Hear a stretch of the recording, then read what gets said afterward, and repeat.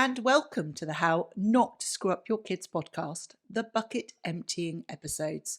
I'm your host, Dr Maryhan, psychologist and parenting expert, and today I want to talk about parent guilt, because this is something that we face all of the time. I'm kind of utterly convinced that almost as soon as our baby or child is sort of handed over to us, that it's like we get branded with this kind of like parent guilt that interferes in all aspects of what we do. It interferes in the decisions that we make.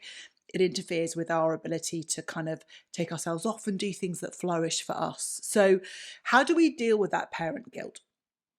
Well, parent guilt generally comes when there's a disconnect between what you are doing as a parent and what you believe you should be doing. So the first thing that we have to do when we're kind of caught into that parent guilt is just sort of take a bit of a step back and ask ourselves, what's that disconnect? What am I telling myself about what it means to be a parent? And what am I doing? So for example, we might get parent guilt because maybe we're working. Our work hours mean that we don't get to drop off our children at school, or we don't get to pick them up, or we don't get to go to various different events that they do, whether it's plays, whether it's, play dates or anything like that. So when we find that scenario playing out, what will happen is the disruption, the disconnect between those two is between the kind of internal language that we've said to ourselves about what it means to be a good parent or the perfect parent, and then that disconnect between what we perceive we should be doing and what we are actually doing. So I think it's really important that we kind of take that step back and say, why am I feeling guilty? What is it particularly that I'm feeling guilty about? What is the language that I'm using? Where is the expectation? And where has it come from? So if that expectation is all to do with a narrative that you have, that you've created, that you keep telling yourself, then it's about having a bit of a conversation with yourself about how true is that? How real is that? How impactful is that truly to your child?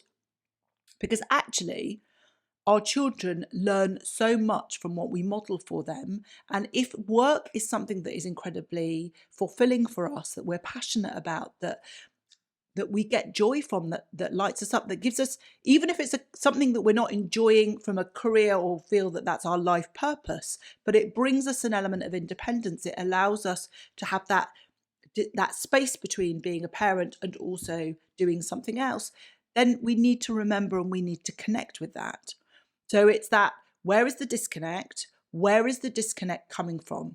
If the disconnect is coming a bit from you and the expectations that you've set, but also from what you are sort of receiving in terms of input, and if that input is maybe social platforms, and maybe you've been scrolling a little bit too much on your Instagram or any other feed that you're looking at, that is painting a picture of parenting and what it means to be the perfect parent, whether that, the perfect father, the perfect mother, then part of that reflective practice is being able to say to yourself, is this serving me right now?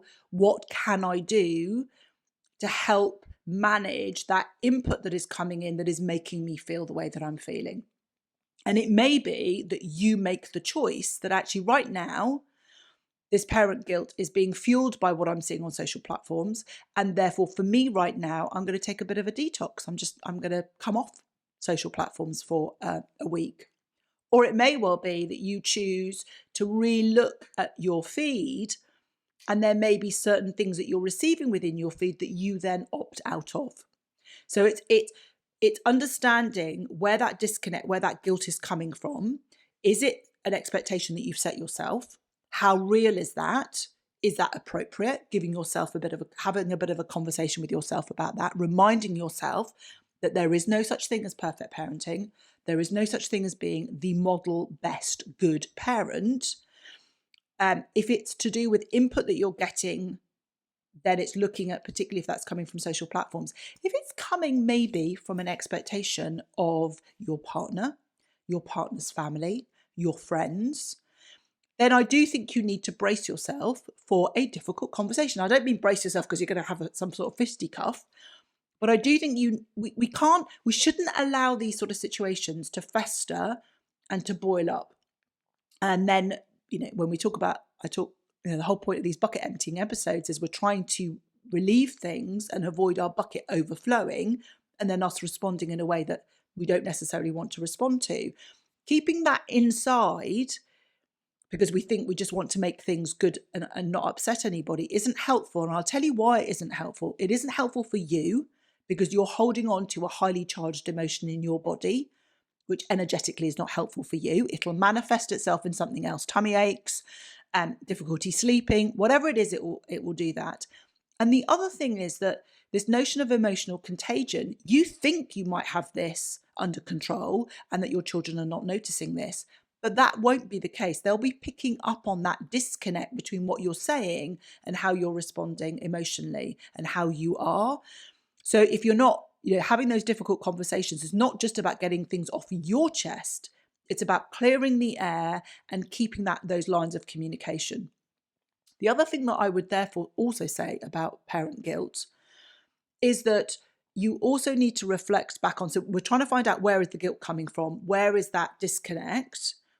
Also, and I say this with love, it's looking at what are the things that we are doing because we feel guilty that is inconsistent and incongruent with the way that we want to parent. What are the things that we're doing that might be overcompensating because we feel guilty about not being present? We feel guilty that we're not always available to do things. We feel guilty for whatever that is. Maybe we feel guilty because we feel like we shout a lot. And so what happens is we overcompensate. We're not consistent. We're not congruent. We don't show up as the parent we want to be, because what then happens is we allow our children to do things that we wouldn't ordinarily do because we feel guilty, or we buy them things, or we overcompensate with love, time, presence. Children flourish with really clear communication, really clear boundaries, and from that compassionate aspect of parenting, which is about quite often saying that what they want to do is not congruent with how we want to raise them. So we have to say no. And what often happens with parenting guilt is that it creates this jarring, because we feel bad, because we feel we should be this, rather than this. And the reality is that there is no such thing as a perfect parent. And what we then do is we then say yes to things, we ignore things, we allow things to happen, which we wouldn't ordinarily do if we didn't have that coupled parenting guilt. So it's quite a complex thing.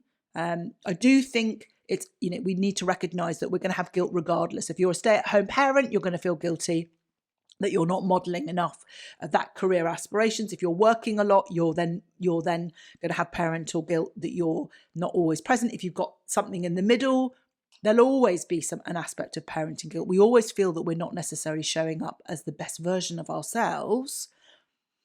It's just really being able to give ourselves that time to really understand, where's that disconnect coming from?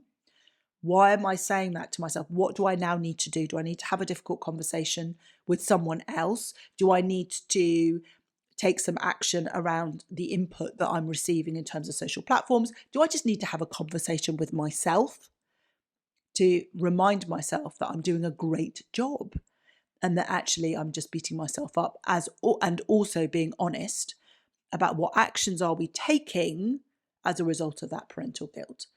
So I hope that is a useful one. Hopefully this will be timed. This episode will come out around the time either that our children are on their school holidays, or after or just before, because it's that kind of reminder, because often, that can amplify our guilt. We always have the guilt, but sometimes it gets amplified at that particular stage.